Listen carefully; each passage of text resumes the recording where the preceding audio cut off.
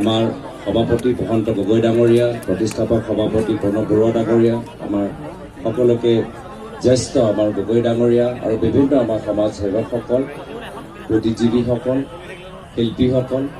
আৰু ইয়াত উপস্থিত থকা শ্ৰদ্ধা ৰাইজ, আজি অসমীয়া নৱবৰ্ষৰ প্ৰথম দিন আৰু প্ৰথম দিনটোত আপোনালোকৰ মাজত আহি এই ঐতিহাসিক ৰংঘৰৰ প্ৰাংগণত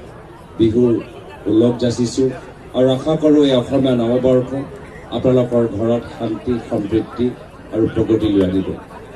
আমি সকলোৱে নিজৰ বুৰঞ্জীৰ প্ৰতি গৌৰৱ অনুভৱ কৰিব লাগে আৰু লগতে আজিৰ তাৰিখত যিখিনি আমাৰ মূল সমস্যাবোৰ আছে, আজি আমি জাতিটোৰ ক্ষেত্ৰত বহুত আৰু কৰিবলগীয়া আছে। এইখিনি কৰাৰ ক্ষেত্ৰত যিমান ত্যাগ, যিমান বলিদান, যিমান কষ্ট কৰা উচিত, আমি সেইখিনি কৰিবলগীয়া হ'লে আমি মনে